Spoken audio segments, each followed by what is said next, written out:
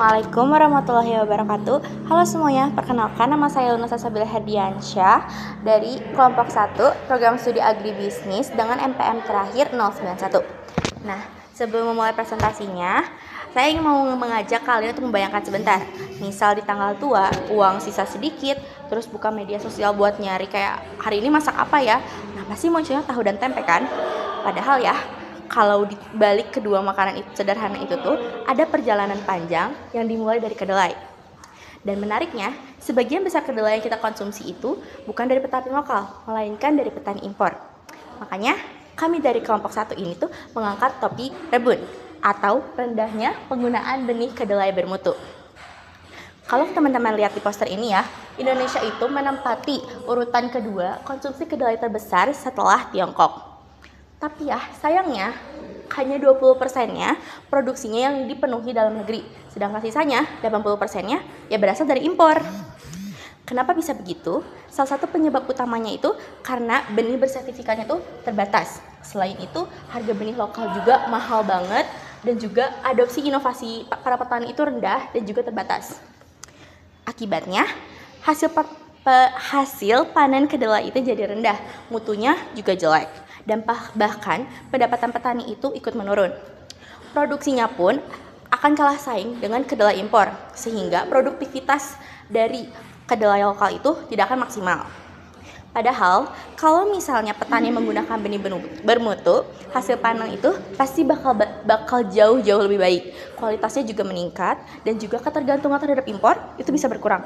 Nah, dari permasalahan itu, ada 3 langkah yang sekiranya bisa kita lakukan. Yang pertama, dengan memperbanyak benih bersertifikat. Bisa dengan kerjasama dengan pemerintah, peneliti, atau dengan penangkar lokal.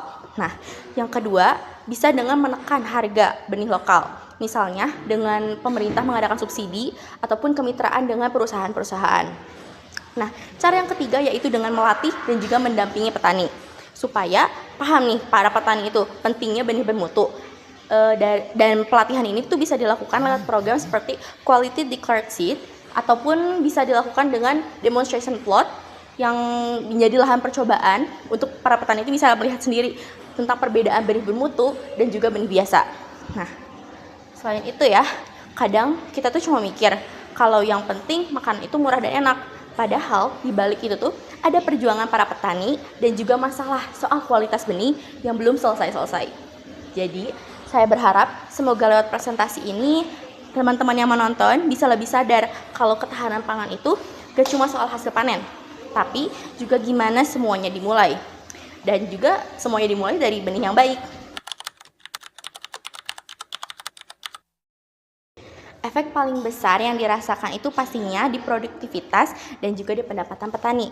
Kalau misalnya hasil panennya meningkat dan juga kualitasnya bagus, otomatis itu bisa mengurangi impor kedelai dan juga bisa bikin Indonesia lebih mandiri secara pangan.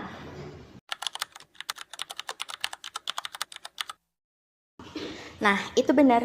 Impor itu memang bisa menutup kebutuhan cepat. Tapi itu nggak bisa bikin kita jadi mandiri. Kalau misalnya kita terus bergantung pada impor, itu tuh kita akan kesulitan gitu kalau misalnya harga dunia naik ataupun pasokan itu akan terganggu. Nah, makanya penting banget untuk kita memperkuat benih lokal supaya produksi dalam negeri itu bisa jalan sendiri dan juga ketahanan pangan Indonesia itu bisa lebih aman. Sekian presentasi dari saya. Mohon maaf bila ada kesalahan. Assalamualaikum warahmatullahi wabarakatuh.